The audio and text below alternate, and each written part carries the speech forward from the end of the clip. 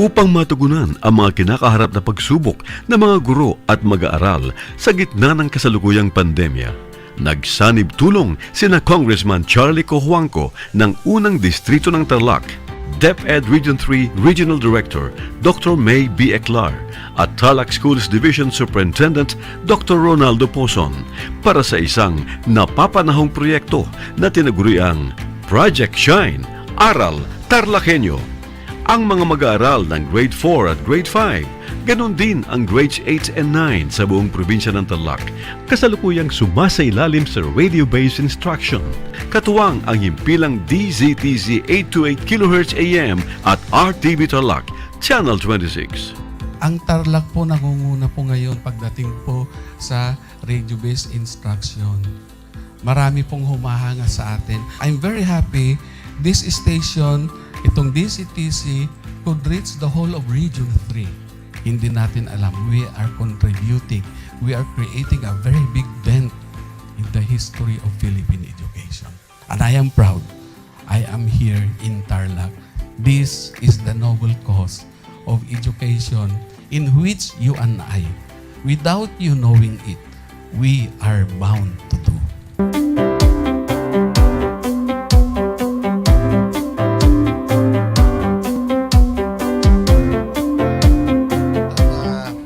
Project natin na Project Shine is a natural consequence dahil sa nangyari sa buong mundo. Let's continue to work together.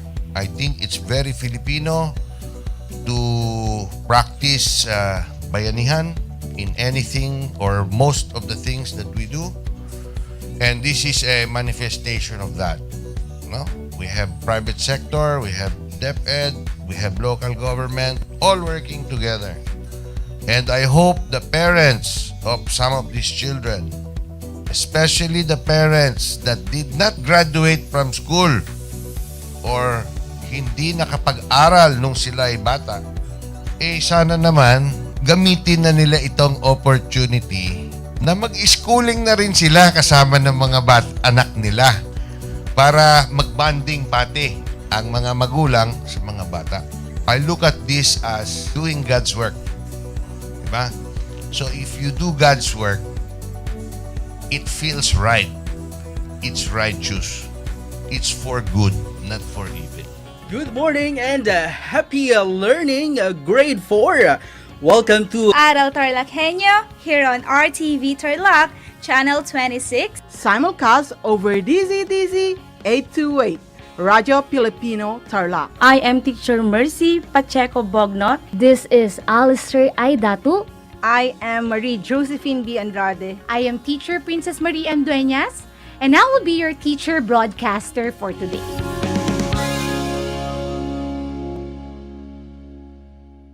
The word boondocks, which is now part of the English Language Dictionary and Vocabulary, comes from the Tagalog word bundok, meaning mountain. Catch Aral TarlakHenyo every Monday to Friday from 8:30 a.m. to 5:30 p.m. over Radio Filipino DCTC 828 and streamed live on Facebook page and YouTube channel of RTV Tarlac, Channel 26. I am Jeremiah Gaputan, your English teacher broadcaster. Let's learn English together only here on Aral TarlakHenyo.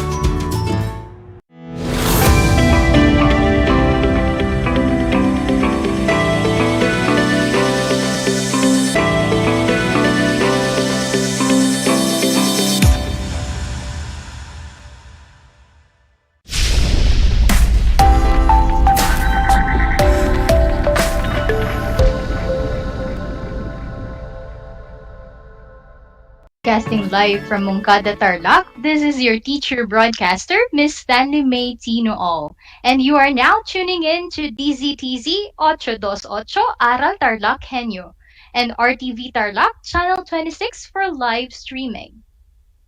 Tarlac time check, it's 1 o'clock in the afternoon, and I'm staying with you until 1:25 p.m. To our listeners out there, I hope you're having a dose of your favorite de-stressors and happy pills. Let's go through this topic and a bucket of wisdom and knowledge, especially for grade 8 students. Once again, this is Teacher Mai, your teacher broadcaster. Happy to be with you today. Let's explore together in English and Afro-Asian literature. Oh, take note. Keep your friends, the learning activity sheets, self-learning modules, pen and paper close to you for this precious learning session to better understand our lesson for today. Sit back, relax, but not too much. Let me guide you in accomplishing our goals today. For us to achieve this, I'm requesting for your active participation. Can you gladly offer that? That's great. Stay with me, okay? Please feel free and comfortable to ask questions by writing them on our comment section. Today, you are expected to compare and contrast own opinions with those presented in familiar text, which will be the literary text entitled My Thigh Cat by Prathumratha Zeng. I hope that you'd also be able to appreciate the grand culture and values of Asia, the continent where we live, through our lesson this afternoon. Before we move forward, let me just show you these pictures. They are very cute, right? These are cats, kittens, and puppies of my friends. Do you have a cat? What is the name of your cat? Write them down in the comment box. Those are cute names. Though they seem weird and scary sometimes, I bet that you find them as very lovable pets. Are you someone who adores pets so much?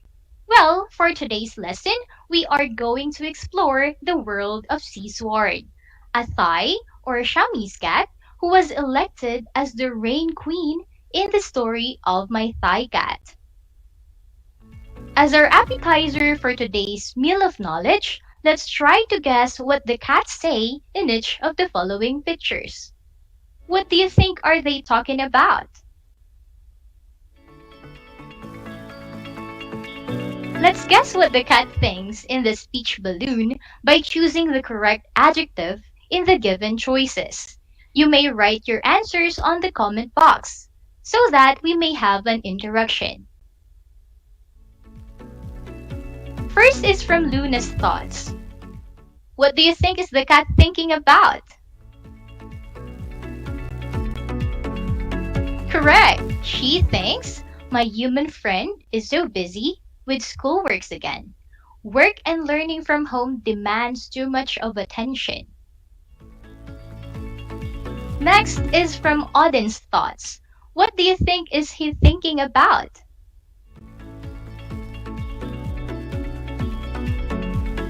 Great, that's right. He wanted to say, I'm so bored. This happens when my human friend has the same routine of online class and does not focus on me anymore. Okay, there you have it. For the last lesson, we learned that multimodal texts include picture books, textbooks, graphic novels, comics, and posters. We see this every day and will get to encounter meaningful information and presentation of topics or subjects in either visual, linguistic, auditory, spatial, or even in gestures. Now, at this point, let us lit your wit with a story from Thailand. The vocabulary words in your clever box for today are the following. Since time immemorial, drought, chant, presence, and grave sin. You will encounter these words in the story, so let's try to find their meanings. Number 1. These refer to laborers or farm workers whose work is of the greatest importance. Correct. Peasant is the answer. Number 2. A prolonged dry period in the natural climate cycle that might have a slow onset disaster characterized by the lack of precipitation resulting in lack of water.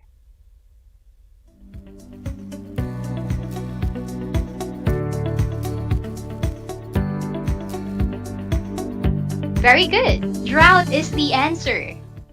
Number 3. It is an action that is committed in full knowledge of its gravity and with the full consent and will of the sinner.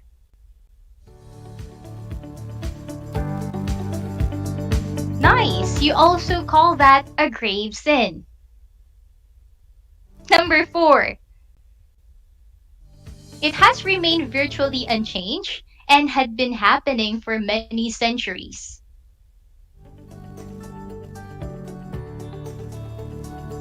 Write your answers in the comment box. Excellent! The phrase is since time immemorial. Number 5. It is a repeated rhythmic phrase, typically one shouted or sung in unison by a crowd.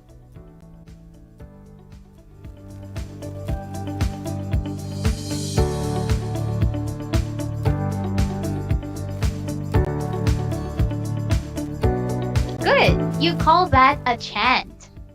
Great job on that, dear students. You are now ready for the story. The Lit Your Wit for today is entitled My Thigh Cat by the author Pratham Radha Zeng. Seasword, a Siamese cat, was given to Zeng by her father's friend. In 1925, the villagers were so desperate for rain. It is because of the drought they experience. Now, they kept praying to temples. However, nothing happened.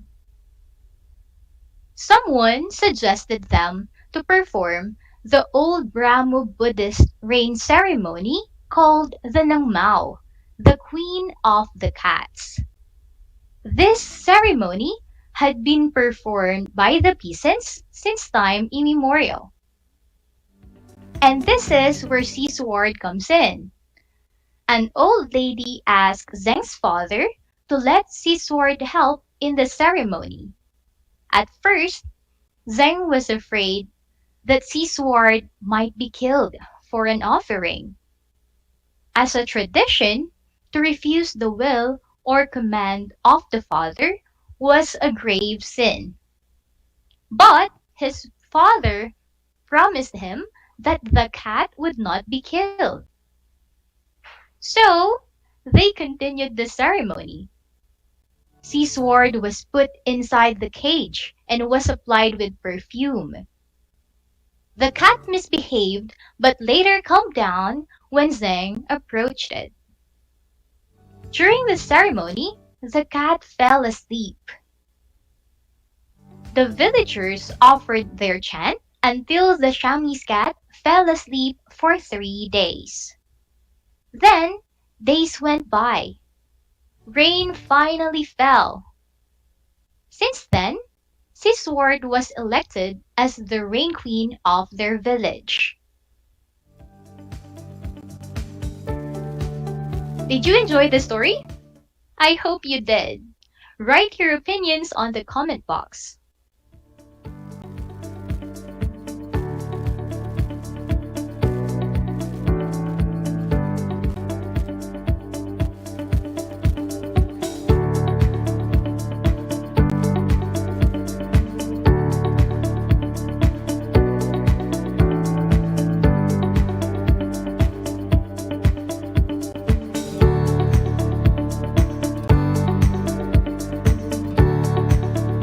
Let me show you a list of transition words you may use in comparing or contrasting your own opinions to the literary text we read today.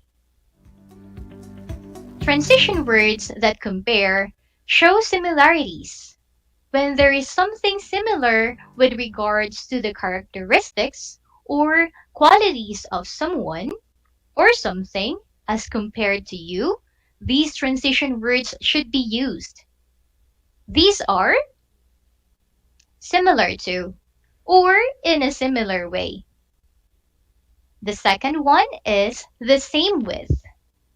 Next is in like manner. Next, in the same manner. You may also use likewise. Also and compared to. Some of the examples are the following. Number 1, similar to the culture of people in other friendly countries, Filipinos accept guests in a hospitable manner. The transition word used here is the phrase similar to. Number 2, the Japanese people are courteous. In like manner, Koreans are well-mannered. The transition words used to compare is the word or the phrase in like manner. Lastly, Indonesians are warm-hearted. In the same manner, the Thais are kind to tourists and visitors. The transition word here is the phrase or the word in the same manner. Transition words that contrast, on the other hand, show differences or contradictions.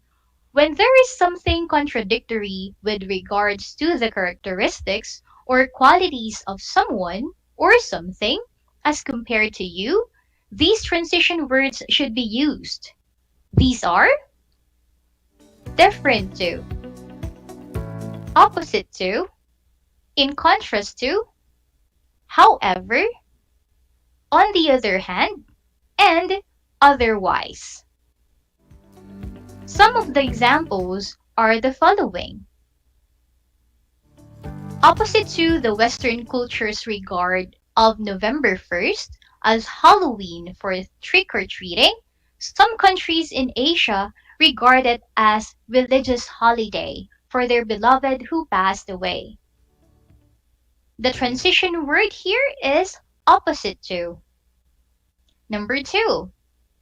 In contrast to the practice of worship in Thailand, cats are regarded here as friends instead of queens.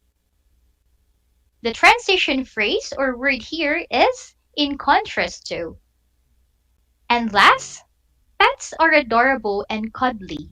In contrast, wild animals are scary. Okay, so the phrase that contrasts here is the phrase in contrast. Now let's proceed to the activity. Based on the list in the presentation, fill the blank in each item with the most appropriate transition word to use that shows comparison or contrast. Number 1, do we have the same practice of worshiping here in the Philippines? The statement is, blank, the culture of Thailand, we do not have the same practice of worshiping cats in the Philippines. What do you think is the correct transition word?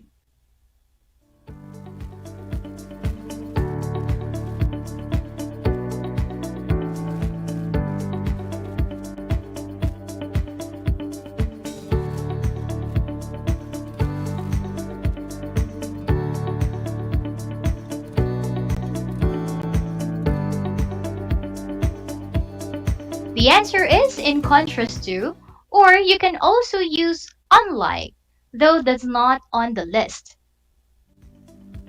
Number 2, how do we Filipinos and Thais regard cats?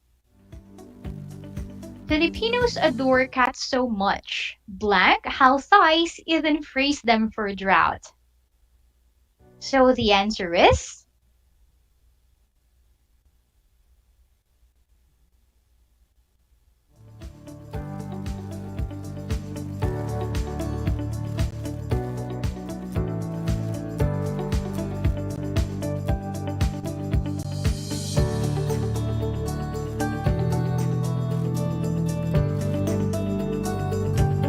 The answer here is similar to. Filipinos adore cats so much, similar to how Thais even praise them for drought. Number 3. In what way are Filipinos similar to or different from the Thais in terms of praying or worshiping? Filipinos as blank, Thais are religious and sometimes even superstitious. What is the correct answer?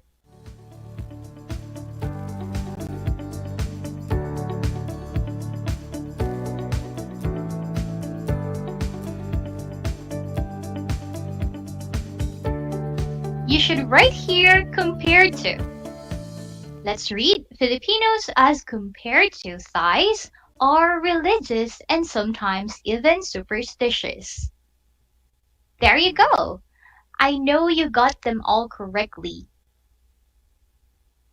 For an additional activity, for extra score, this is only optional. Answer one of the questions in sentence form using any of the transition words listed above. You may ask your teachers, parents, or guardians to check the sentence for you. You may also comment. Do we have the same practice of worshiping here in the Philippines? How do we Filipinos and Thais regard cats? In what way are Filipinos similar to or different from the Thais in terms of praying or worshiping? This time, let's move forward to discussing the reasons why we need to compare and contrast when we read text. We need to compare or contrast to identify the similarities and differences between ideas. Because, number 1, comparing and contrasting will also help us better comprehend the issues raised or points made in any reading passage. Number 2, these skills are most especially useful when making a stand or giving opinions. Number 3, by identifying the similarities and differences between ideas, we as readers can form our own informed and evidence-based opinions. And lastly, let me remind you, there are many ways to note and present similarities and differences of any expository text using nonlinear text such as graphic organizers, and you will learn it further in quarter 2. For the last part, let's answer these 3 questions. Choose the letter of the correct answer. Number 1. Both Raja Sulaiman and Jose Rizal fought for freedom and independence. What type of statement is presented in this? Is it an A, argument, B, comparison, C, contrast, D, opinion?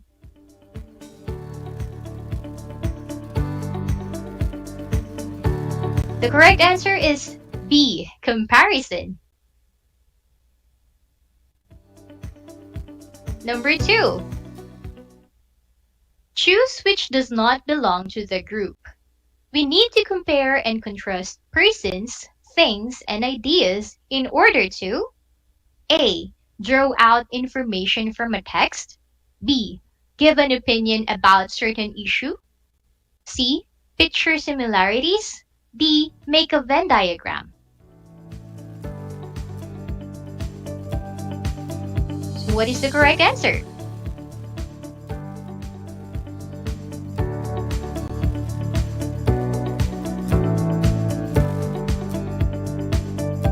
Correct. The answer there is D. Make a Venn diagram. Number 3 and the last one. Listed below are aspects of the culture which are compared among Asian countries like Thailand and the Philippines, except blank. A. Tradition and beliefs. B. Religion. C. Science and technology. D. Pop culture. The correct answer here is, what do you think?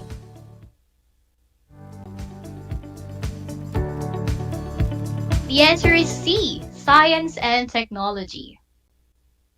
Okay, I hope you got them all correctly.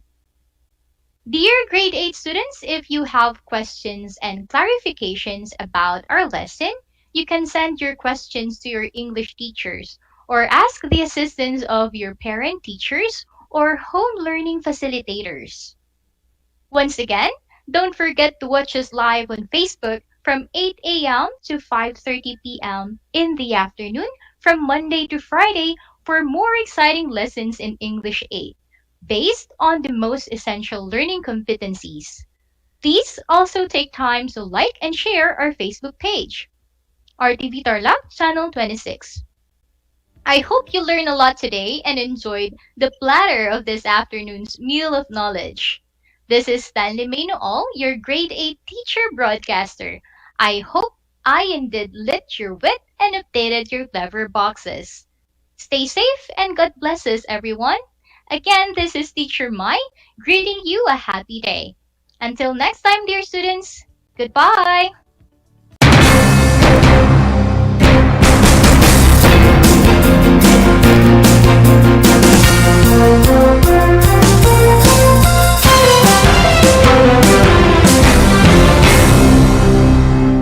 Handa ka na bang magpabakuna? Narito ang mga paalala at hakbang na gagawin sa proseso ng pagbabakuna. Bago ang pagbabakuna, kinakailangan mo nang dumaan sa pre-vaccination screening. Kinakailangan kumuha muna ng medical clearance sa doktor ang mga kabilang sa special population tulad ng mga sumusunod. May problema sa immune system, may cancer, may HIV, sumasailalim sa transplant operation, kasalukuyang umiinom ng steroids, mga senior citizens na may special conditions. Step 1. Waiting area. Siguraduhin kayo ay pumunta sa tamang oras at petsa ng inyong schedule sa pagbabakuna. Hindi papayagan ang mga walk-in sa vaccination sites. Maupo sa bakanting upuan alinsunod sa tamang pagkakasunod ng bilang. Hintayin na tawagin kayo para sa susunod na hakbang. Habang nag-aantay, sumunod sa minimum public health standards. Isuot ang face mask at face shield. Sundin ang proper physical distancing at ugaliing maghugas at isanitize ang kamay. Step 2. Registration. Sundin ang mga patakaran ng inyong LGU o vaccination site sa pag-register at ipakita ang inyong government ID. Bibigyan kayo ng kopya ng informed consent form, health screening form, at mga pamphlet tungkol sa bakuna na pwede ninyong basahin. Hintayin na matapos ang proseso ng registration bago pumunta sa susunod na hakbang. Step 3. Screening. Kayo ay isa sa ilalim sa health screening at tatanungin tungkol sa inyong kalusugan tulad ng history of COVID-19 exposure, history of vaccination, mga gamot na iniinom, kung may allergies at iba pa. Ito ay para makasiguro kung angkop para sa inyo ang magpapakuna sa kasalukuyan. Step 4. Health Education. Makinig sa ibabahaging importanteng impormasyon tungkol sa pagbabakuna para sa COVID-19. Kung mayroon pa kayong ibang katanungan, sumangguni sa ating mga vaccination staff. Siguraduhin na pirmahan ang consent form na pumapayag kayong magpabakuna bago pumunta sa susunod na hakbang. Step 5. Vaccine Administration. Ito ang panahon kung saan kayo ay babakunahan sa loob ng 1 hanggang 2 minuto. Huwag kalimutan na kunin ang inyong vaccination card pagkatapos matanggap ang bakuna. Step 6. Observation. Alinsunod sa Department of Health, ang lahat ng magpapabakuna ay kailangang manatili sa pasilidad ng 15 hanggang 30 minuto para obserbahan kung may hindi magandang nararamdaman. Ang ating medical staff ay nakatutok sa inyo para ma-monitor ang inyong kalusugan. Bibigyan kayo ng mga pangalan ng health facility o hotline o contact kung saan pwedeng pumunta kung kinakailangang sumangguni dahil sa side effects ng bakuna. Narito rin ang mga paalala na dapat tandaan. Siguraduhin bumalik sa schedule para sa pangalawang dose ng bakuna. Laging tandaan na kahit nabakunahan ka na, ay huwag pa rin kalimutang sumunod sa minimum public health standards tulad ng pagsasanitize ng mga kamay, pagsusuot ng face mask at face shield, at pagdidistansya sa iba ng 1 metro. Ito ay para na rin sa ating proteksyon at sa proteksyon ng iba. Para sa karagdagang impormasyon, bisitahin ang mga sumusunod na pages. Tara sa Bida Vaccination!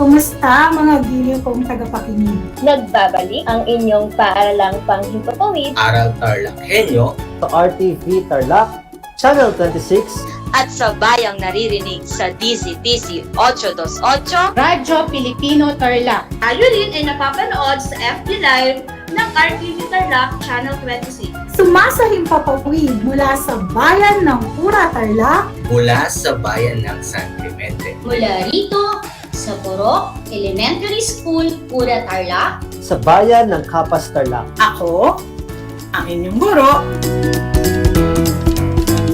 na maghahatid sa inyo ng makabuluhang pagtalakay sa ating aralin. Alam niyo ba na ang gitnang Luzon ay tinaguri ang banga ng bigas ng bayan at kamalig ng palay ng Pilipinas dahil dito nagmumula ang malaking produksyon ng bigas sa ating bansa. Ito ay binubuo ng mga lalawigan ng Aurora, Bataan, Pampanga, Nueva Ecija, Zambales at Tarlac. Ugaliin nating manood ng Aral TarlakHenyo Lunes hanggang Biyernes alas 8:30 ng umaga hanggang alas 5:30 ng hapon. Ako si Binibining Pia Izrin Capiral, ang inyong teacher broadcaster sa Araling Panlipunan dito sa Project Shine Aral TarlakHenyo. Lagi nating tandaan ang pag-aaral ng Araling Panlipunan ay tungo sa daan ng pagiging makadiyos, makakalikasan, makatao at makabansa.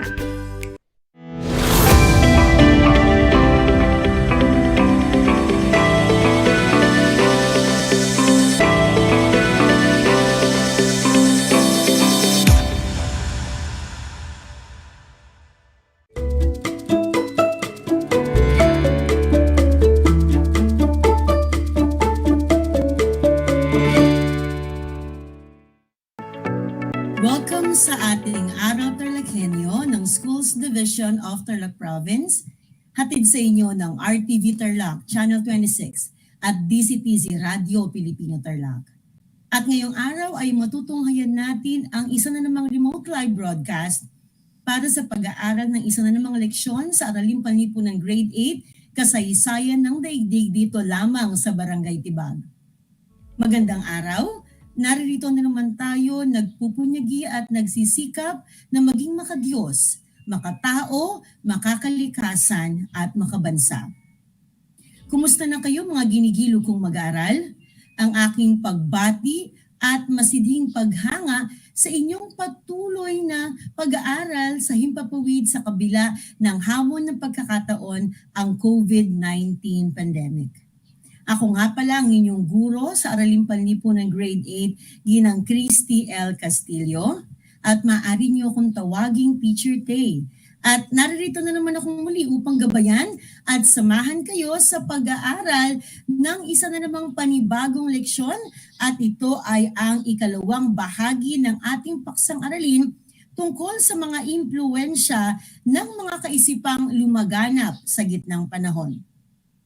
Sa lahat ng mga mag-aaral at magulang na aming masugid na taga-subaybay at tagapakinig ng RTV Tarlac Channel 26 at DCTZ Radio Pilipino Tarlac, lalong-lalo na sa ating Aral TarlakHenyo, kung kayo ay may nais tanungin o linawin tungkol sa ating paksang aralin sa araw na ito, maaari kayong mag-text sa mga numerong naka-flash sa inyong screen.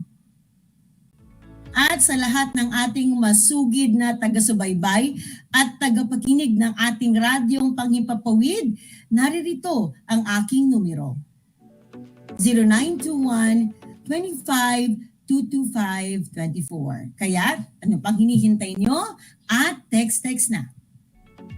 At bago tayo magsimula sa ating panibagong aralin, pinapaalala ko sa lahat ng mga mag-aaral sa ikawalong baitang ang ating kasunduan upang magkaroon kayo ng isang kaaya-aya at maayos na pakikinig sa ating radyong panghimpapawid. Dito lamang yan sa Aral TarlakHenyo. At ano-ano nga ba ang mga dapat ninyong gawin? Una, siguraduhin na kayo ay nasa komportableng lugar habang nakikinig. Pangalawa, ihanda ang inyong module, papel at ballpen na gagamitin sa ating pag-aaral. At pangatlo, iwasan ang paggawa ng ibang bagay at ituon ang sarili sa paksang ating tatalakayin. Alam kong tandang-tanda pa ninyo ang lahat ng mga kasunduan at iyon ay para magkaroon kayo ng kaaya-ayang pakikinig sa araw na ito. Handa na ba kayo para sa isang panibagong aralin? Pero bago diyan ay balikan muna natin ang paksang tinalakay noong nakaraang linggo. Subukan ninyong sagutin ang 5 tanong na aking ibibigay ukol sa impluwensyang politikal at impluwensyang pang-ekonomiya sa gitnang panahon. At para sa balik-aral, narito ang aking panuto. Isulat ang inyong sagot sa sagutang papel. At sa lahat ng taga-subaybay natin sa RTV Tarlac Channel 26, maaari ninyong i-type ang inyong mga sagot sa comment box. Handa na ba kayo? Para sa unang katanungan, ito ay tawag sa lupaing ipinagkaloob sa vassal. At kayo ay bibigyan ko ng 3 segundo para sagutin ang nasabing katanungan. Ang tamang sagot ay fifth. Para sa ikalawang katanungan, isa itong seremonya kung saan nangangako ang vassal ng kanyang katapatan sa Panginoong may lupa. Muli, kayo ay may 3 segundo para sagutin ang katanungan. At ang tamang sagot ay act of homage o homage. Ikatlong katanungan. Isa itong sistema ng katangian at pagpapahalaga na dapat taglayin ng isang knight. Kabilang dito ang katapangan, karangalan, katarungan, at kahandaang tumulong sa mahihina. At tapos na ang inyong 3 segundo at ang tamang sagot ay chivalry. Para sa ika-4 na katanungan. Ito ang tawag sa pagkakahati ng sakahan sa 3 bahagi. Tiyak na alam ninyo ang tamang sagot dito. At ang tamang sagot sa ika-4 na katanungan ay 3-field system. Nakakakuha ba kayo ng mga tamang sagot? Kung gayon, magaling at tayo ni dumako sa ika-5 katanungan. Ito ang tawag sa pagpapalitan ng produkto o sistema ng kalakalan na hindi gumagamit ng salapi o pera. Isa lamang itong napakasimpleng katanungan na alam kong kayang-kaya niyong sagutin. At ang tamang sagot ay barter. Ilan ang nakuha niyong tamang sagot? Sana ay nakakuha kayo ng maraming tamang sagot. Sa lahat na nakakuha ng 5 tamang sagot, kayo ay binabati ko. Dahilan sa kayo ay nakinig sa ating aralin noong nakaraang araw. Sa mga hindi naman nakakuha ng maraming tamang sagot, ay okay lang yan dahil makakabawi pa kayo sa susunod nating pagsasanay. Ilan ang nakuha ninyong tamang sagot? Ayan, so meron nakakuha ng perpektong mga sagot at meron din namang nakakuha ng kalahating tamang sagot. Dumako na tayo ngayon sa ating talakayan. Tinalakay natin sa nakaraang aralin ang unang 2 aspeto ng impluwensya sa gitnang panahon. Ito ay ang impluwensyang politikal at ang impluwensya pang-ekonomiya. Ngayon ay ipagpapatuloy natin ang pag-aaral sa ika-3 aspeto ng mga kaisipang lumaganap sa gitnang panahon. At alam nyo ba kung ano ang impluwensyang yon? Yon ay ang impluwensyang sosyo-kultural. At ngayon, may alam na kayong 3 impluwensya na lumaganap noong gitnang panahon. Ang impluwensyang politikal, impluwensyang pang-ekonomiya, at impluwensyang sosyo-kultural. Kung sa nakaraang talakayan ay tinalakay natin ang tungkol sa impluwensyang politikal at pang-ekonomiya sa gitnang panahon, ngayon ay handa na ba kayo sa isa na namang panibagong aralin? Game na ba kayong mag-aral at matuto? Dito lamang yan sa Aral TarlakHenyo.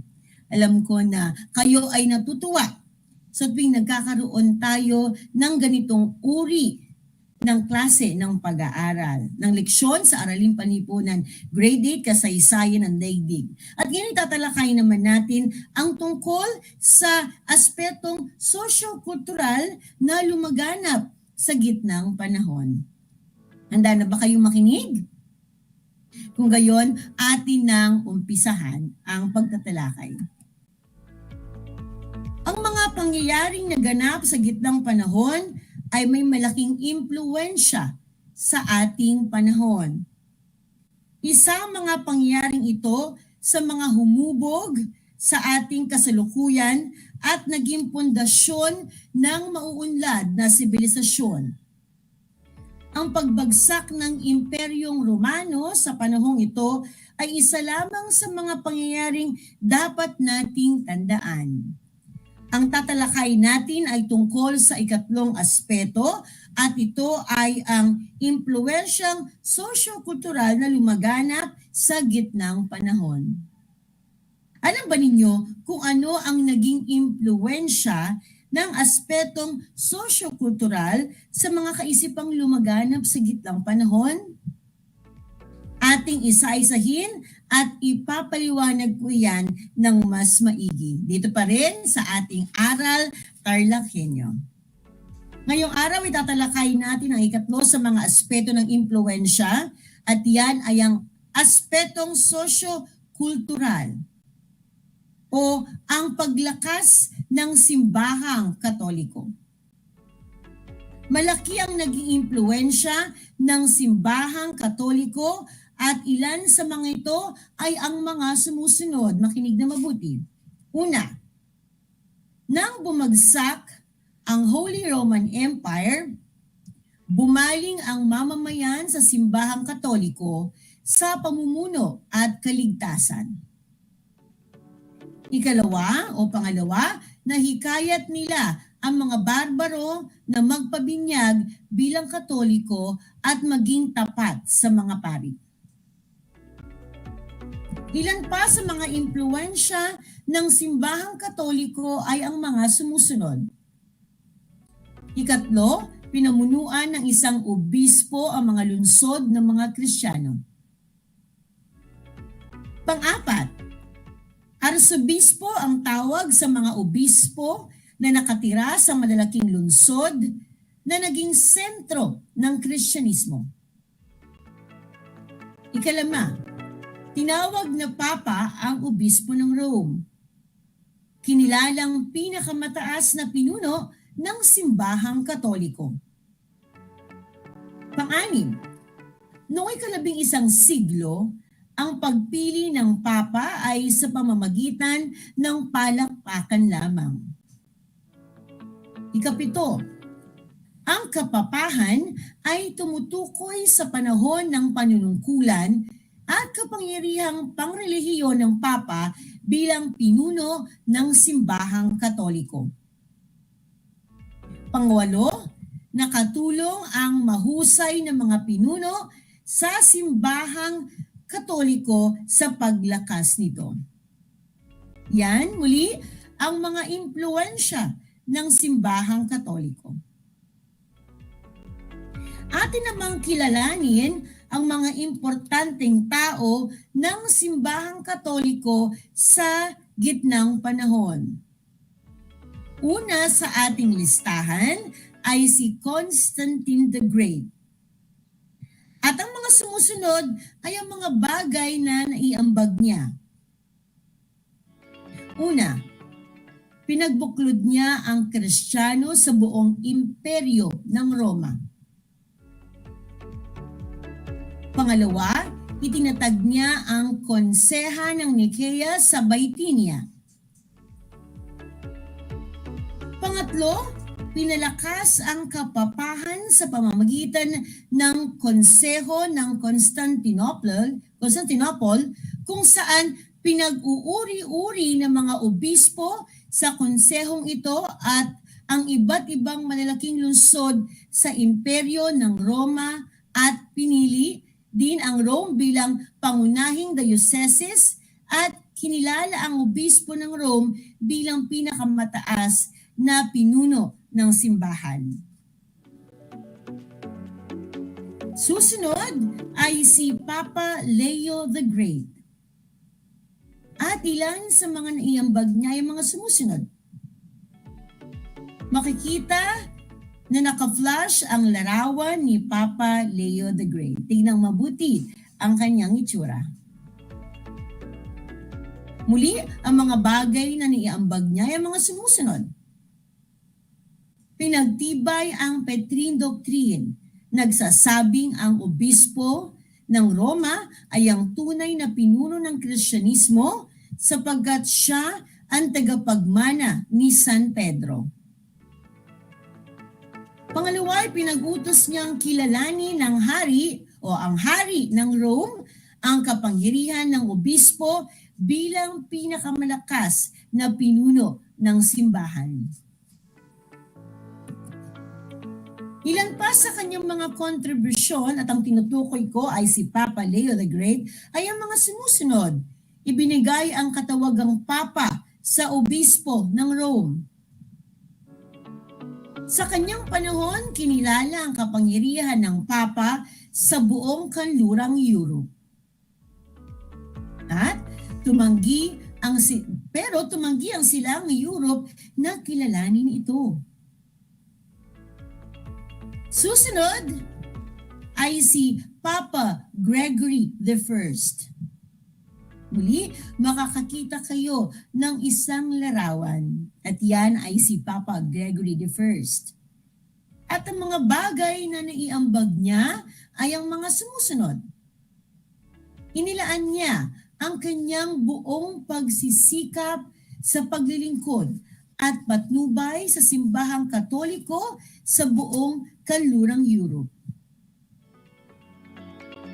Nagawa niyang pasampalatayahin ang iba't ibang mga barbarong tribo sa Kristyanismo.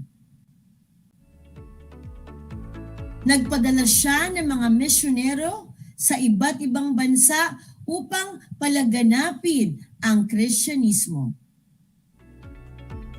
At pang-apat, napalaganap niya ang Kristyanismo sa England, Ireland, Scotland, at Germany. Pang-apat ay si Papa Gregory VII. Muli makakakita na naman kayo ng isang larawan. At yan ay si Papa Gregory VII. Ilan sa mga bagay na niiambag niya ay ang mga sumusunod. Una, nagkaroon ng labanan sa kapangyarihan ng secular at ecclesiastical na pamumuno patungkol sa investiture noong kapanahunan ni Haring Henry IV. Ang investiture ay isang seremonya na kung saan ang isang hari ay pinagkalooban ng simbolo sa pamumuno tulad ng isang singsing. Itiniwalag niya si Haring Henry IV. At mayroon din tayong tinatawag na mga monghe. At sila ay iba pang mga naglingkod sa simbahang Katoliko. At ito ay mga monghe, ang mga sumusunod na naglalarawan kung sino nga ba ang mga monghe. Yan ang susunod nating tatalakayin. Una, sila ay pangkat ng mga pari na tumalikod sa makamundong pamumuhay. Pangalawa, sila ay nakatira sa isang monastery upang manalangin. At yan, makikita ninyo sa inyong screen, ay isang larawan ng isang monastery. Pangatlo, sila ay nasa ilalim ng pamumuno ng mga abot at papa. Pang-apat, namumuhay ang mga monghe sa mahigpit na alituntunin ng monasteryo. Panglima, ang pagtatrabaho at pagdarasal at nagsikap sila na linangin ang pagtatanim sa paligid ng mga monasteryo.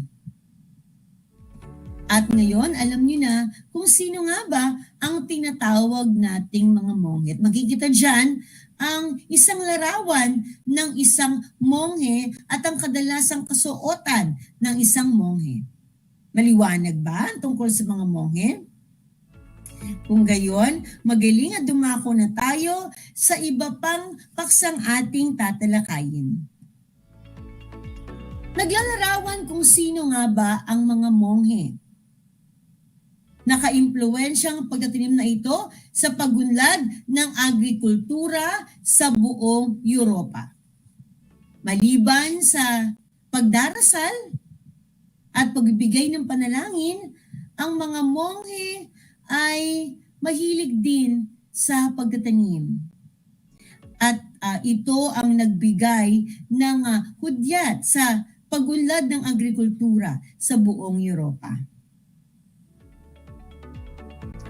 Nakakamahang isipin na sa gitnang panahon, nananatili ang pananalig sa Diyos ng mga tao.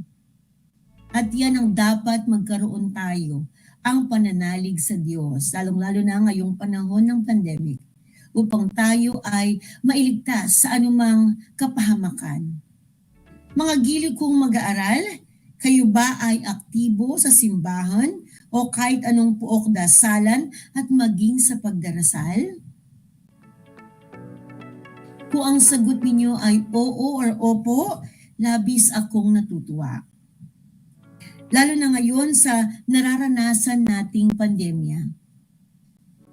Kahit gaano kadilim ang ating daang nilalakaran, gaano man kalugmok ang ating buhay, matuto pa rin tayong magdasal at manalig sa ating Diyos. Sang-ayon ba kayo sa aking sinabi? Mabuti kung ganon. At thumbs up sa lahat ng nagpapatuloy sa pagdarasal. Hindi lamang para sa kanilang sarili, kundi maging sa ibang tao. Tandaan ninyo na mayroong laging Diyos na gumagabay sa atin at nakikinig sa bawat panalangin. Ika nga, keep the faith, manalig sa Diyos sa gitna ng pandemya. Panghuli sa ating talakayan ngayong araw ay ang mga gawain ng mga monghe. Ang mga sumusunod ay ilan sa kanilang mga gawain. Makinig mabuti. Una, nag-iingat ng mga karunungang klasikal ng mga sinaunang Griego at Romano. Ikalawa, isinusulat nila ng matyaga ang mga libro sa mga balat ng hayop upang mapangalagaan ito. Ikatlo, sila ang nag-iingat ng mga sinumang kaalaman. Pang-apat, nagpapakain ng mga mahihirap, nangangalaga ng may sakit, at kumukupkup ng mga taong nais makaligtas sa mga kaaway nito. Panglima,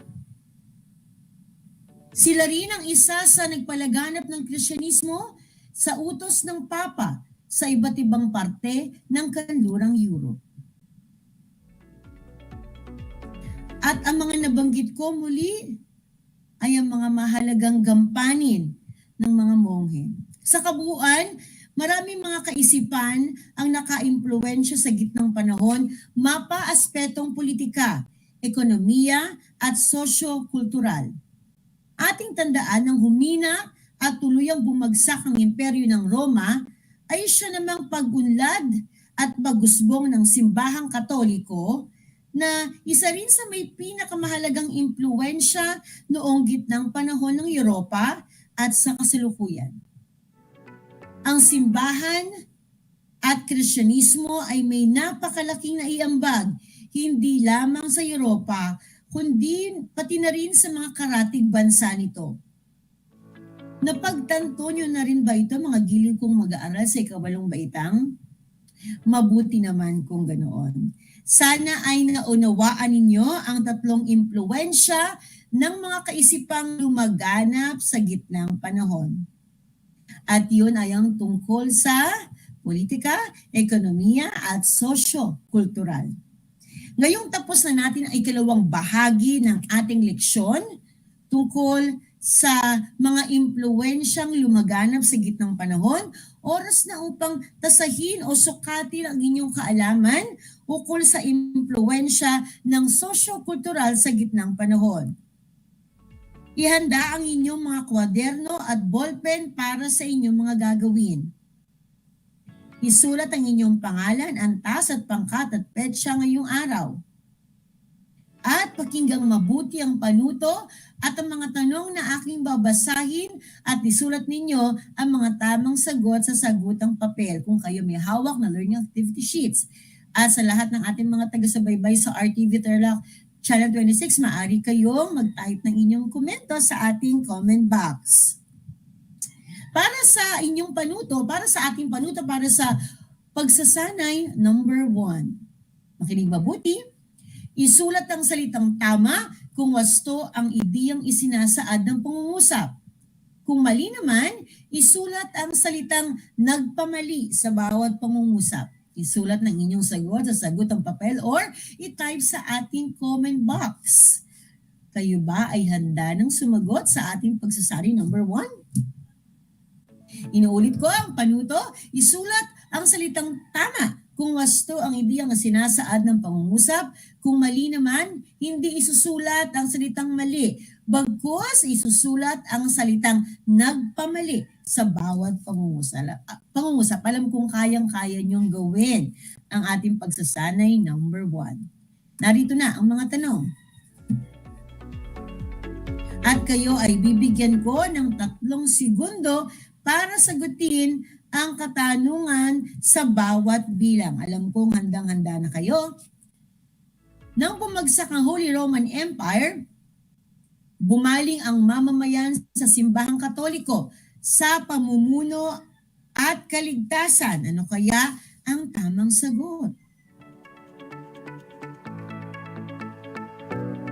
Kung ang sagot ninyo ay tama, kayo ay binabati ko. Dahilan ng pahayag ay tama. Ikalawa, tinatawag na Arsobispo ng Rome ang kinikilalang pinakamataas na pinuno ng simbahang Katoliko. Ito ba isang tama o maling pahayag?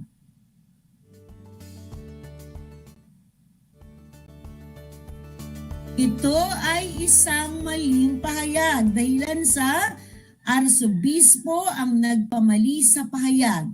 Dahil ang kinikilalang pinakamataas na pinuno ng simbahang Katoliko ay tinatawag na Papa. Mahusay sa mga nakakuha ng tamang sagot. Ngayon dumako na tayo sa ikatlong katanungan. Pinagbuklod ni Constantine the Great ang mga Kristiyano sa buong imperyo ng Roma at kayo may 3 segundo para sagutin ito. At sa lahat ng nakakuha o sumagot ng tama, kayo ay mahusay dahil tama ang tamang sagot. Pang-4, ang mga monghe ay nasa ilalim ng pamumuno ng mga abot at papa. Mag-uumpisa na ang inyong 3 segundo. At kung ang sagot ninyo ay tama, kayo ay very good at 2 thumbs up para sa inyo. At dumako naman tayo sa ikalimang bilang. Ang investiture ay isang seremonya na kung saan ang isang hari ay pinagkalooban ng simbolo sa pamumuno tulad ng isang singsing. At kung ang sagot ninyo ay tama, kayo ay muli kong binabati. At para sa ating pagsasanay number 2, tukuyin kung sino o ano ang nilalarawan sa pangungusap. Isulat ito sa sagutang papel. Naririto ang mga katanungan. Una, pangkat ng mga pari na tumalikod sa makamundong pamumuhay at naninirahan sa mga monasteryo. Pangalawa, siya ang nagpatibay ng Petrine Doctrine. Ito ay sasagutin ninyo ng minsanan. Pangatlo, isang seremonya kung saan nangako ang vassal ng kanyang katapatan sa Panginoong may lupa. Pang-apat, tawag sa pagpapalitan ng produkto o sistema ng kalakalan na hindi gumagamit ng salapi o pera. At pang-5, tumutukoy sa panahon ng panunungkulan at kapangyarihan pangrelihiyon ng Papa bilang pinuno ng simbahang Katoliko. At narito ang mga tamang sagot. Sa una, monghe. Pangalawa, Papa Leo the Great. Pangatlo, homage or act of homage. Pang-apat ay barter at ang pang-5 ay kapapahan. Sa lahat ng mga nakakuha, ayan ang mga tamang sagot. Sa lahat ng mga nakakuha ng tamang sagot, good job! Dahil ngayon napatunayan nyo na kayo ay talagang nakikinig sa ating radyong panghipapawid. At bilang karagdagang gawain, kayo ay gagawa ng isang slogan na nagpapakita ng pagpapahayag ng mga magagandang kaisipan na lumaganap sa gitnang panahon. Inyo itong ibibigay sa inyong guro bago magsimula ang ikatlong markahan. At para sa ating rubrics, kaugnayan sa aralin, 10 puntos pagkamalikhain 5 points, originality 5 points. Good luck sa inyong susunod na gawain. Isang leksyon na naman ang natapos sa araw na ito at sana ay patuloy niyong ibahagi ang mga kaalamang inyong natututunan sa RTV Tarlac, Channel 26 at DCTZ Radio Pilipina Tarlac. Muli, ako ang inyong guro sa Araling Panlipunan Grade 8, Ginang Christy L. Castillo, na nagsasabing ang pag-aaral ng Araling Panlipunan ay daan sa pagiging makadiyos, makatao, makakalikasan, at makabansa. Hanggang sa muli, stay safe!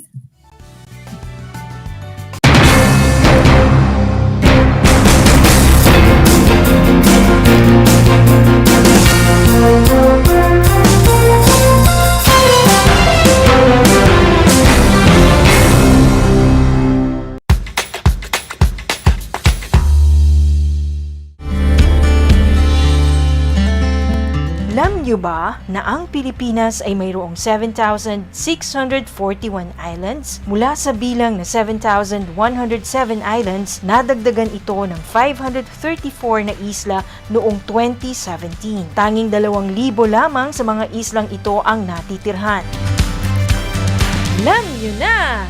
Yan ang mga isla sa Pilipinas. I'm back! This is Sir Z, your teacher broadcaster. Magandang araw mga kapantas!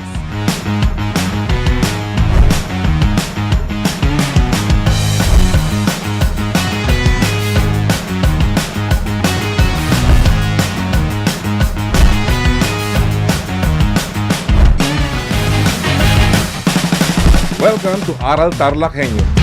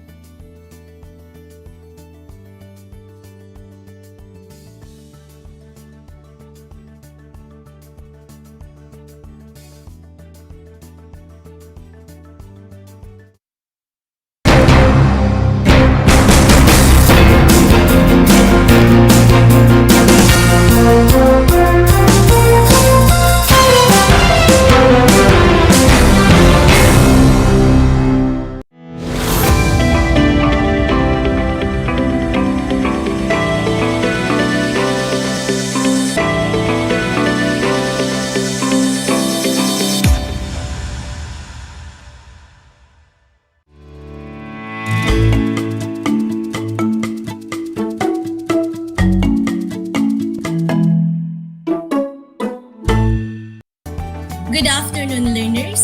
Welcome to Aral TarlakHenyo, here on RTV Tarlac, Channel 26, Simulcast over DZTZ 828 Radyo Pilipino Tarlac, broadcasting live from Kamiling Tarlac.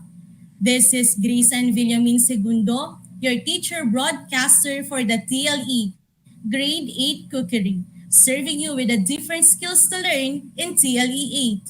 I am grateful that despite the effects of this COVID-19 pandemic in our lives, you are still willing to learn new things. I would like to invite you to join us in an exciting way of learning, even at the comfort of your homes. Make sure that you are seated comfortably, geared with your paper, pen, modules, and of course, with a ready and active mind. At this point, kindly prepare your module in cookery. Do you have it now? Great! Again, make sure that you are in a comfortable place, far from noise, so that you can hear me loud and clear while listening to this program. Let us have now a review on our previous lesson. For me to be able to know if you could still recall our last topic, you will be going to rearrange the jumbled letters. Again, I will repeat the directions. All you need to do, class, is to rearrange the jumbled letters. For those who are watching on FB Live, you can participate by typing your answer on the chat box. And for those who are listening and watching on television, you can write your answer on your TLE notebook. Are you ready? That's great. Let us now start. What do you think is this word? F, E, S, Y, A, T. What is your answer? Very good. The answer is safety. How about this word? C, P, A, T, A, L, I, O, U, O, C, N. What is your answer? You got it right. The answer is occupational. Next, how about this one?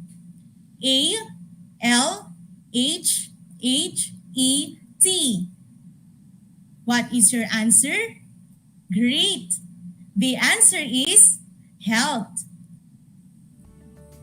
Next word is U, R, R, O, C, E, D, P, E.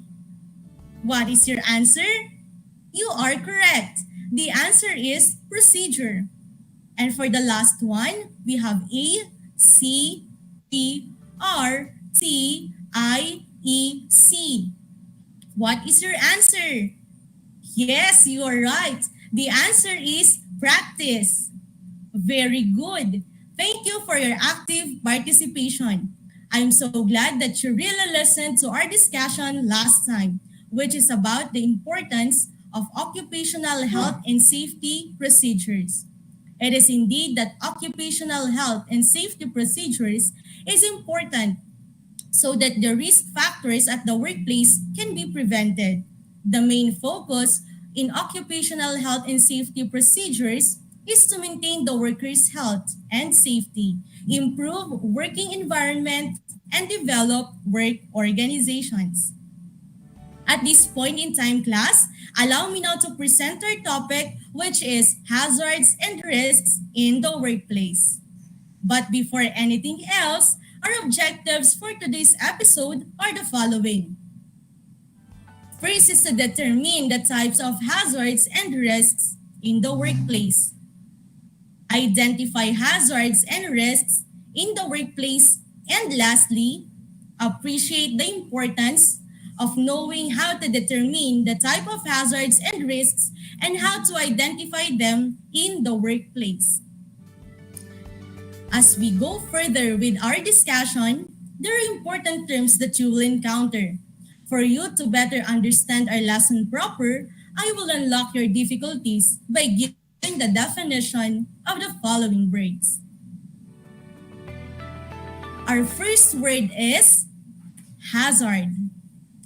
It is a situation that could be dangerous to people in the workplace. Then we have risk. Risk is the chance or probability that a person will be harmed.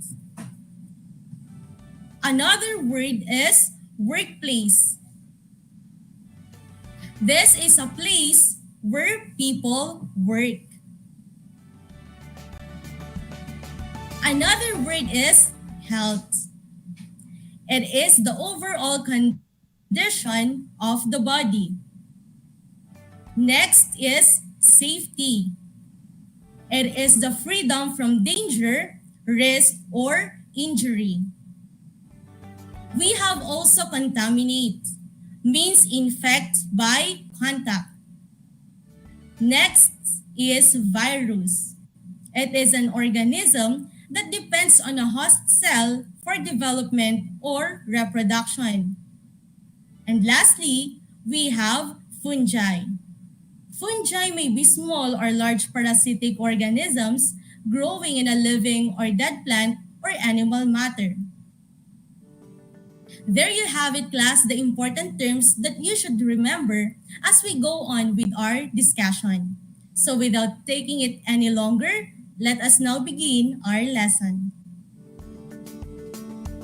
Our topic is all about hazards and risks in the workplace. We will be dealing, class, about 4 types of hazards, which are the following: physical hazard, chemical hazard, biological hazard, and ergonomic hazard. Let us start with the physical hazard. Physical hazard are the factors or conditions within the environment that can harm your health.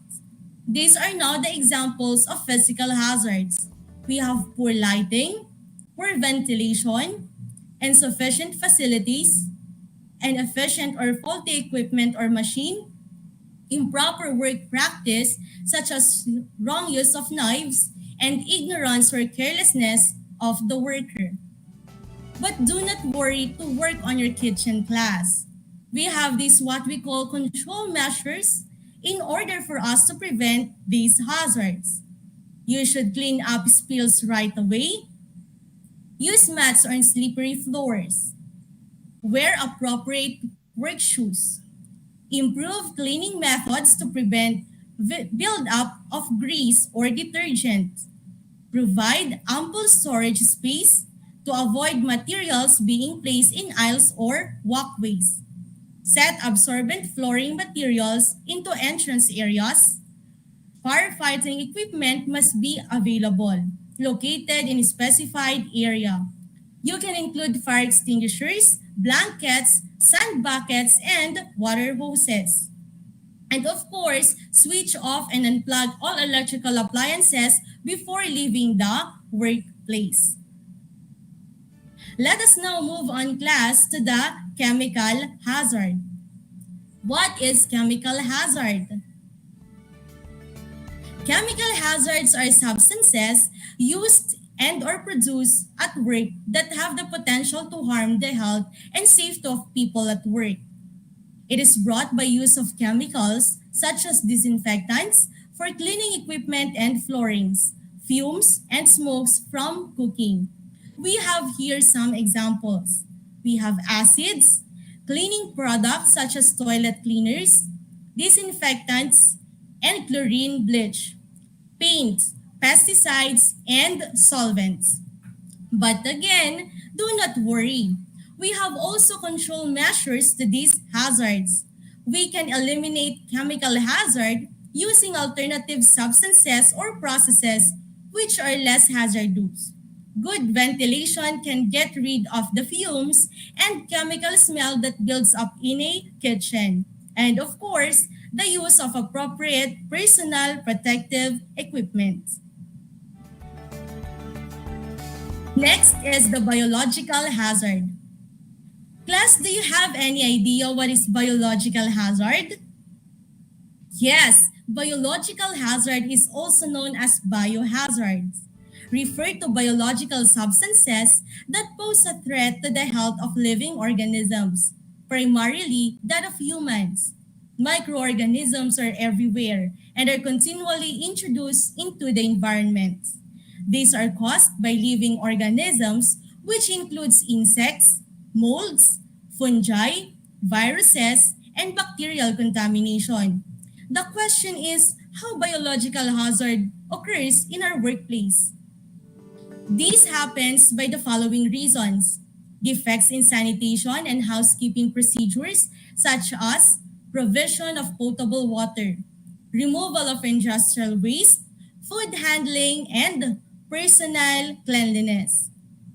The following are the methods on how to control infectious diseases. First is cleaning. It is the removal of soil and the reduction in the number of microorganisms from equipment surfaces by washing in detergent and warm water. You can also do disinfection. It is the removal of microorganisms by chemical or physical means. And sterilization. It is the total destruction of all living microorganisms and their spores. Let us now proceed to the next hazard, which is the ergonomic hazard. Ergonomic hazard refer to workplace conditions that pose the risk of injury to the worker's musculoskeletal system. Musculoskeletal injuries, also referred to as repetitive strain injury. Manual handling involves any activity that requires the use of force exerted by a person to lift, lower, push, pull, carry, or otherwise move any load. These can result in injuries to any part of the body. Here are the examples of what causes this hazard.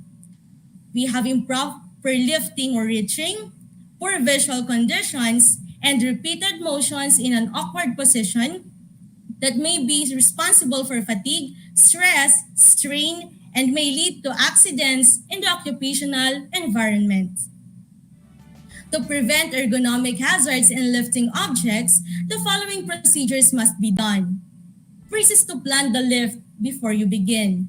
Position your feet shoulder width apart. Bend your knees without moving your upper body. Squat down to the floor. Keep the shoulders level and facing in the same directions as the hips. Get a firm grip and keep the arms within a boundary formed by the legs. Keep the load as close to the body as possible. Lift the load smoothly, do not jerk. And if an item is too high, use a step ladder or stool to help you.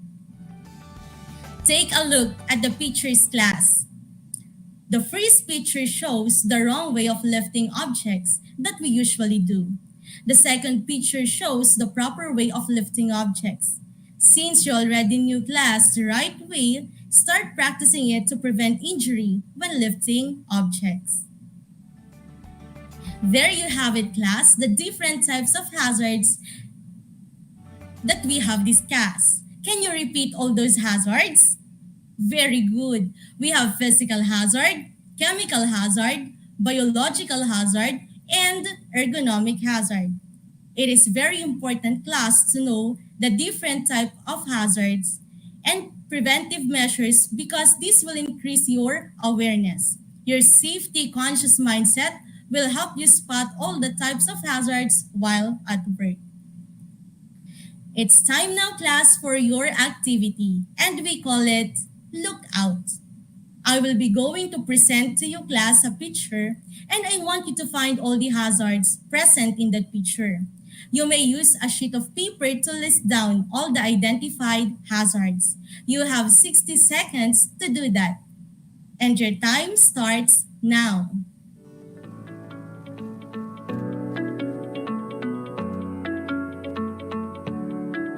Can you locate all the hazards, class?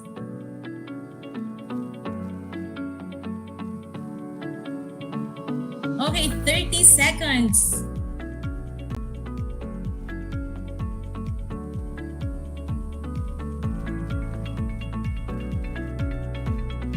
Last 10 seconds.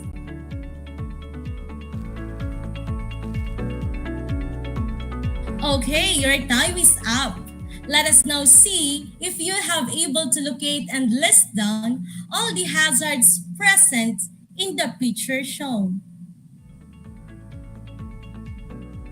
Okay, first is the window. The closed window could lead to poor ventilation.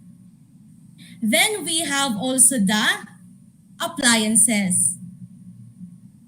There were 5 unattended appliances shown in the picture. This can cause fire. We have also dirty dishes and cooking wares. Long exposure of these items could invite molds and bacteria. We have also the towel. The towel, as you can see, is very near to the cooking area. It can cause fire. How about the cigarette? Yeah, cigarette is one of the hazards. It was placed on top of the cabinet near a reading material. This could cause fire. We have also the trash bin. It has no lid. The trashes are exposed. This will invite bacteria. Another are the chemicals. Chemicals must be properly labeled and placed in a cabinet where it is not easy for children to open.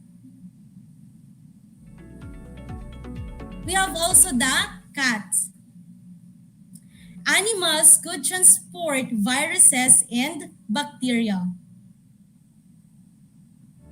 How about the wire on the floor? Yes, it is also hazard because it can cause someone to be tripped. We have also the wet floor. This can cause someone to be slipped. Another is the outlet. As you can see, class, it was overloaded. This will cause short or worse may lead to fire.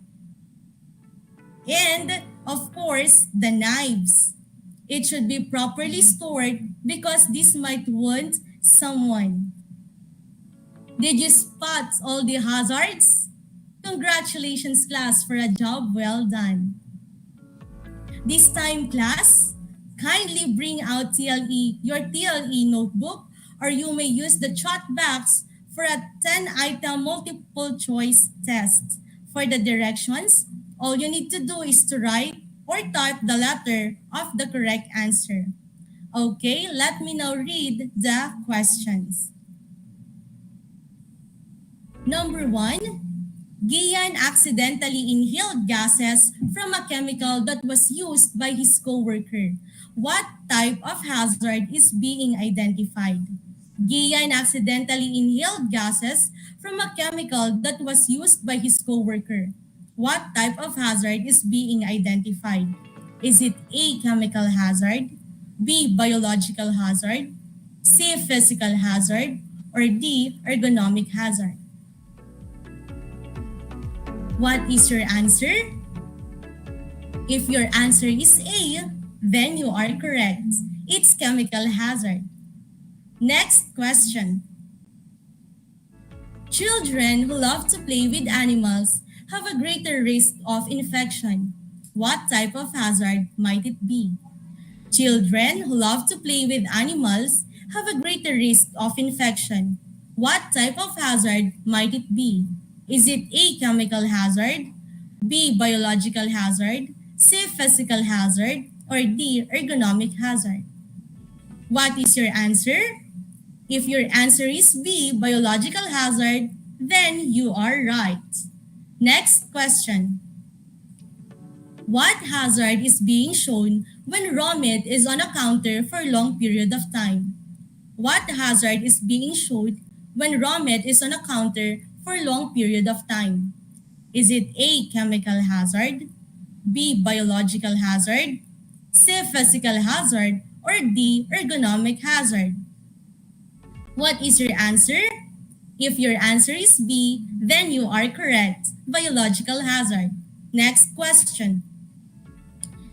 Diane had an injury because of improper lifting technique.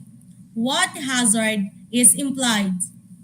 Diane had an injury because of improper lifting technique. What hazard is implied? Is it A, chemical hazard, B, biological hazard, C, physical hazard, or D, ergonomic hazard? What is the answer? If your answer is D, ergonomic hazard, you are very good. Let's continue to the next question.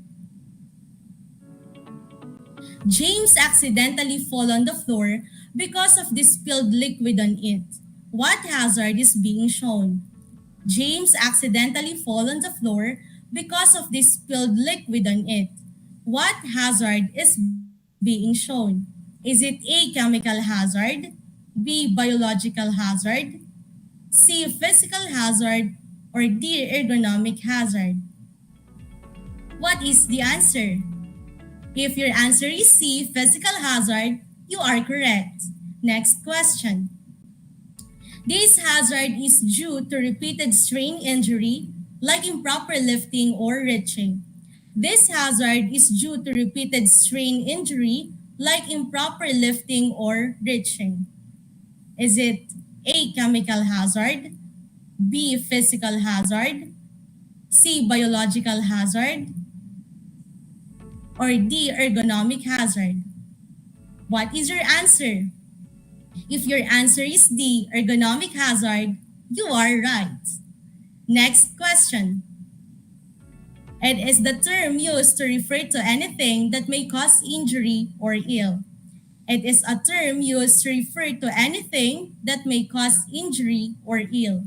Is it A, hazard, B, chemical, C, risk, or D, illness?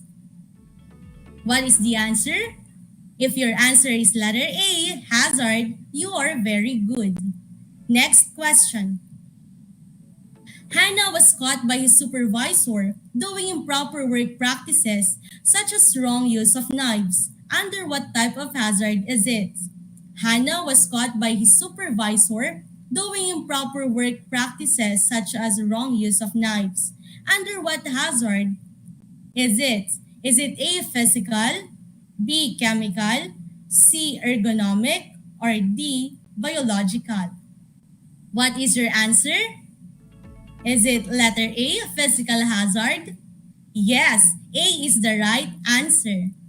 Next question. Andre had skin rashes because he was exposed to chemical substance in the laboratory. Under what type of hazard is it? Andre had skin rashes because he was exposed to chemical substance in the laboratory. Under what type of hazard is it? Is it A, physical, B, chemical, C, ergonomic, or D, biological? What is the answer? If your answer is B, chemical hazard, you are correct.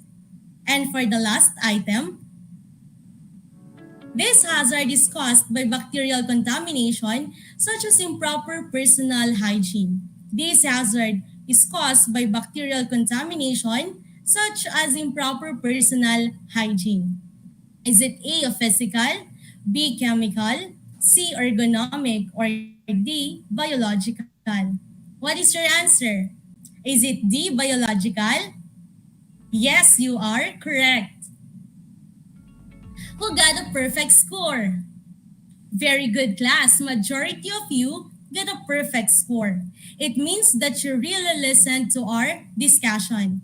I hope you already know how it is important to know how to determine the type of hazards and risks and how to identify them in the workplace.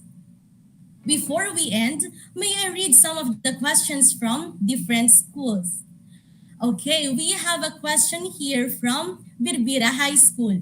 The question is, why is it important to know how to identify hazards and risks in the workplace? Okay, identifying hazards is the first step in preventing or mitigating risks, and mitigating risks prevent injuries.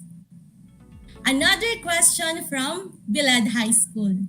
What is the difference between hazard and risks? Hazard is something that can cause harm, while risk is how great the chance that someone will be harmed by the hazard. Thank you for asking those questions. That was a great learning experience with you. I hope you learned a lot today and may you apply this learning in your daily lives. This is Project Shine Aral TarlakHenyo, brought to you by the Department of Education, Division of Tarlac Province in cooperation with DZTC 828 Radyo Pilipino Tarlac, sponsored by our ever-supportive Congressman of 1st District, Honorable Charlie Cuangco. Thank you so much, sir. Let us always remember that in TLE, we aim for skills, knowledge, and progress. Thank you and keep safe, everyone. This is your teacher broadcaster from Marawi National High School, Grace Ann Villamin Segundo, signing off.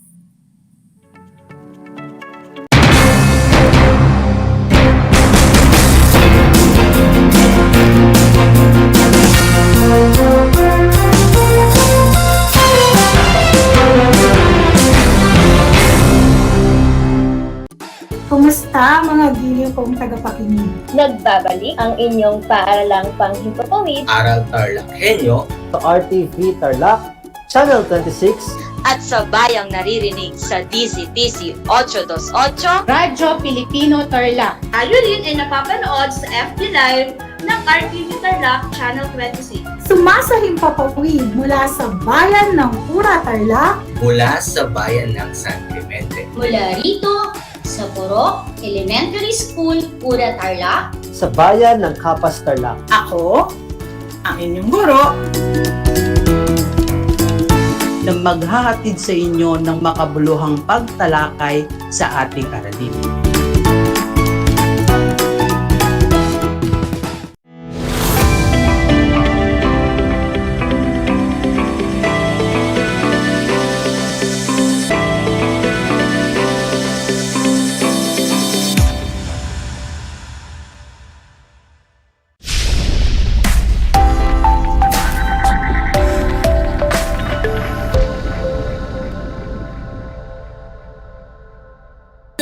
From Victoria, Tarlac, you are watching Aral TarlakHenyo here on RTV Tarlac, simulcast over DZTC 828 Radyo Pilipino Tarlac. You can also watch us live via Facebook page and YouTube channel on RTV Tarlac Channel 26. Hello, Grade 8 learners. I am Mary Ann Palomo Sullivan, your teacher broadcaster for Health Grade 8. Join me for 25 minutes of meaningful learning experience on air. Before we begin, I have some study tips to maximize remote learning.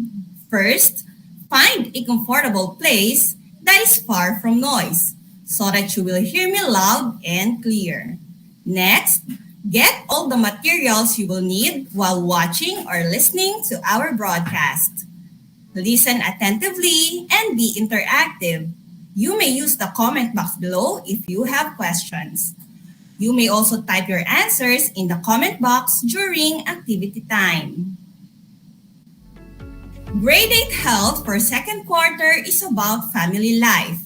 Merriam-Webster Dictionary defined family life as the kind of life a person normally leads when one is married and has children. For this afternoon, you are expected to analyze the importance of responsible parenthood, explain the effects of rapid population growth and family size on health of the nation, examine the important roles and responsibilities of parents in child rearing and care, and enumerate modern family planning methods. Before we proceed to our lesson for today, let us have a review of the previous lesson. Kindly get your activity sheets and let us answer activity number 1. For the first activity, true or false. Write true if the statement is correct and false if it is incorrect. For item number 1, Republic Act number 9288 is an act promulgating a comprehensive policy and a national system for ensuring newborn screening. The correct answer is true. Item number 2. Breast milk for a newborn 0 to 6 months is sufficient to meet the nutritional needs. The correct answer is true. Item number 3. Republic Act number 7600 is an act known as the Rooming In and Breastfeeding Act of 1992. The correct answer is true. Item number 4. The maternal nutritional status does not affect the offspring's health development. The correct answer is false. Last item, number 5. The letter P in Apgar scoring means pulmonary. The correct answer is false. Very good. It stands for pulse. How well did you perform in the first activity? Kindly comment your scores in the comment box. Today is the last episode of MAPE Grade 8 for the second quarter. Kung napansin ninyo, the lesson for this quarter in health is a sequence of events. Nagsimula ito sa ligawan or the selection of partner phase. Ang iba, dumidiretso sa kasal, and eventually nagkakaroon ng anak. Pero, hindi ito nagtatapos sa pagkakaroon ng anak. At yan ang magiging focus natin in this afternoon session, responsible parenthood and family planning. So let us proceed to the first topic, which is about responsible parenthood. Responsible parenthood is the ability of both mother and the father to provide the physical, emotional, mental, social, and spiritual needs of the children. Let us compare parenthood and responsible parenthood. Parenthood is a state of being a parent, biological child's father or mother, or legal father and mother of the child when adoption is involved. Whereas, responsible parenthood is the will and ability of parents to provide the basic needs and support the goals of each member of the family.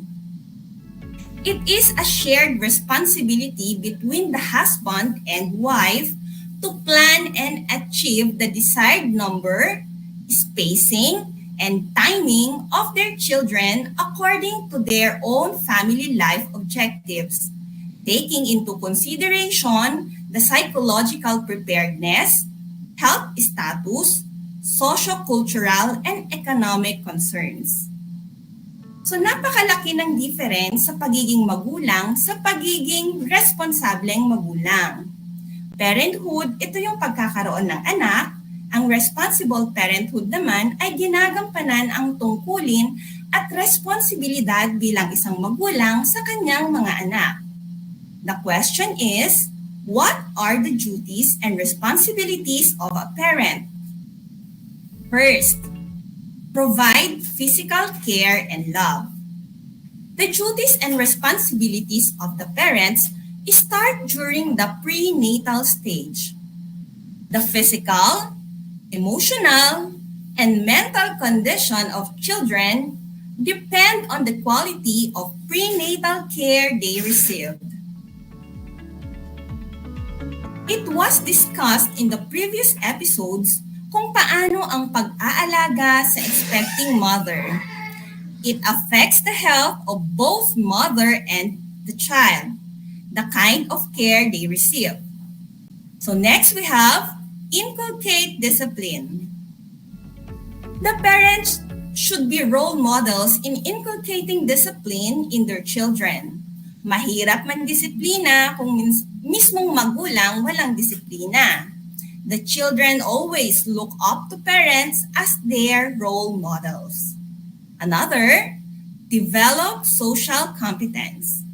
The children should develop social competence in order to acquire the ability to consider another person's perspective concerning a situation and learn from past experiences. Social competence begins at home.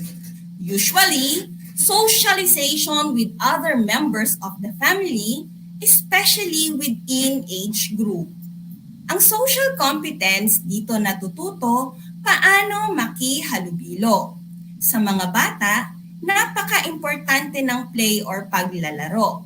Kaya pansinin ang mga magulang uutusan ang mga anak, makipaglaro ka.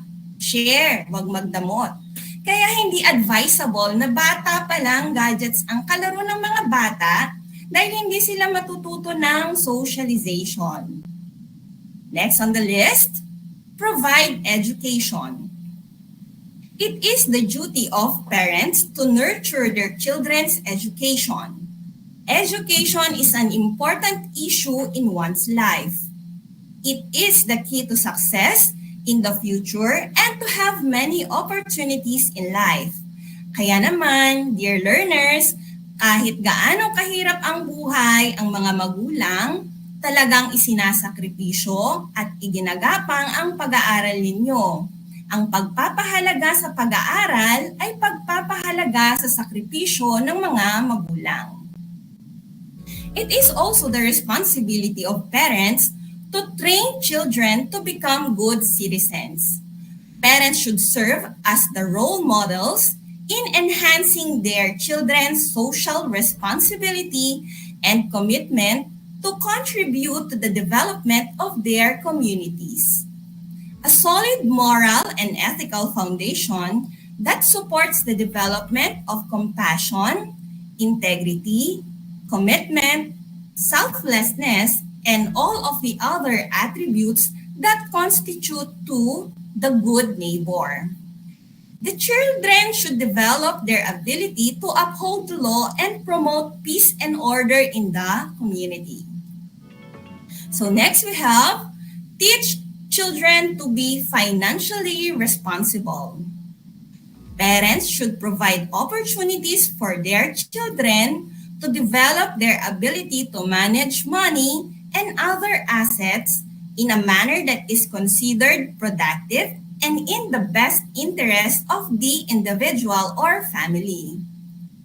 Teaching kids about money early on instills good financial habits that will follow them into adulthood. Kaya huwag na magtaka kung sinasabihan kayo na mag-ipon o magtipid. Finally, we have guide children to grow spiritually. Parents should provide their children opportunities to develop and grow their whole person by focusing on their spiritual life. Ang mga magulang tinuturuan na magdasal ang mga anak, magsimba, sumamba, manampalataya sa Diyos o kay Allah, depende sa religious belief na mayroon ang isang pamilya. So there you have it. Those are the different duties and responsibilities of parents. Parenthood does not end at birth because it never ends. Responsible parenthood comprises choosing our partners, the right time to form families, when to have the first child spacing, the number of children to have in all. But responsible parenthood does not end with decisions on when to have them and about how many children to have. Responsible parenthood must be on making decisions that will ensure the best possible lives for ourselves and our children. Isa sa mga importanteng elements ng responsible parenthood ang family planning. Family planning allows people to attain their desired number of children and determine the spacing of pregnancies. It is achieved through the use of contraceptive methods and the treatment of infertility. Ano sa palagay ninyo ang mangyayari kapag hindi nag-family planning? Kindly comment your answer sa ating live section, comment live section, and let us see kung mahuhulaan nyo ang tamang sagot. So, comment now your answer together with your name, school, and section. So again, the question is, ano sa palagay ninyo ang mangyayari kapag hindi nag-family planning? And the correct answer is, it may lead to rapid population growth or overpopulation. Population is defined as a group of people of the same classes living and propagating within a given area. Members of a population often rely on the same resources, are focused to similar environmental limitations, and depend on the availability of other members to persevere over time. Overpopulation is the lack of necessary resources to meet the needs of the population of a defined area.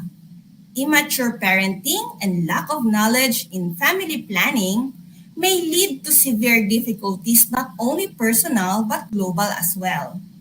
Overpopulation is viewed to be one of the effects of these situations, and it created ripple effects too. Overpopulation can have various effects, which most are negative. So what are the different effects of overpopulation? First, lower life expectancy. This stretches the resources, resulting in less access to medical care, fresh water, food, and jobs, all resulting in a fall in life expectancy. So, ibig sabihin, mas maiksi ang buhay. Next, we have extinction. The consequence of overpopulation on the world's wildlife is also a key issue. As a demand for land races, so too does the destruction of natural habitats such as forest. Kasi converted na ang land, tatayuan ng bahay, shopping malls, at iba pang klase ng buildings. Another, we have resource consumption. As the population grows, the number of resources needed to keep so many people alive rises as well. Food, water, and fossil fuels are being consumed at highest rates, placing greater demands on producers and the planet itself. And finally, we have faster climate change. Overpopulation directly links to climate change, particularly as larger nations continue to develop their industrial capacities. 97% of the scientific community agrees that human activities are changing global temperatures. Larger populations may speed these changes up, especially if nothing is prepared to reduce individual carbon footprints on a wide scale. So there you have it, the different effects of overpopulation. Now, what causes overpopulation? First is poverty. Poverty is believed to be the leading cause of overpopulation. A lack of educational resources, together with high death rates, leading to higher birth rates, result in disadvantaged parts, seeing large booms in populations. Next, poor contraceptive. Through the accessibility of contraceptives is common in industrialized countries, poor planning on both partners' parts can lead to unexpected pregnancies, reduced mortality rates. Improvement in medical technology has led to lower death rates for many serious diseases. Fertility treatment. Though it only plays a minor role in comparison to the other causes of overpopulation, improved fertility treatments have made it possible for more people to have children. Next is immigration. Unrestricted immigration into countries may lead to overpopulation to the point where those countries no longer have the required resources for their population. This is particularly difficult in countries where immigration numbers far exceed emigration numbers. If parents will fail to plan for their family, chances are they will contribute to rapid population growth. It is already pointed out the causes and effect of overpopulation. And as mentioned, most of it are negative. I hope you are learning a lot in our lesson. For those who have just tuned in, you are watching Aral TarlakHenyo only here on RTV Tarlac, Channel 26. Simulcast over DZTC, Radyo Pilipino, Tarlac. This is Ma'am Ann, your teacher broadcaster for MAPE Grade 8. So before we proceed to our discussion, I want you to watch a TV commercial way back in 2014. After watching the commercial, paki-comment ang inyong reaction, opinion, or aral na natutunan sa commercial. Roll video.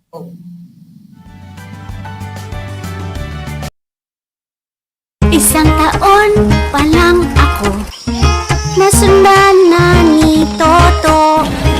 Grade 2, 8 taon pa lang, 4 na bata ang inaalagaan. Grade 6, 12 na ako, kasing dami na ng pamilya ko. Sabi mo, pasensya na, walang pera kaya mag-drop out ka. Ina ko, sabi mo kami mahal nyo, ari ko pati kayo nagplano. Sana hindi gutom at nag-aaral pa, alaga't malusog ang buong pamilya. Ang planadong buhay ay maayos na buhay.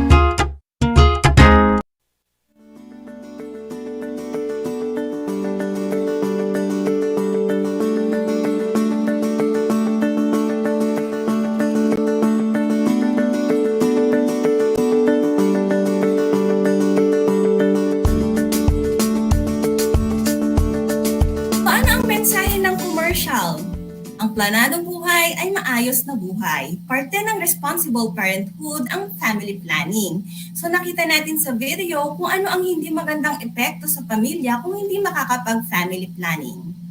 Family planning gives idea for couples to attain desired number of children and determine the spacing of pregnancies. It is achieved through the use of contraceptive methods and the treatment of infertility. What is contraceptive? It refers to various methods to prevent pregnancy. So we have different examples. We have hormonal contraceptive.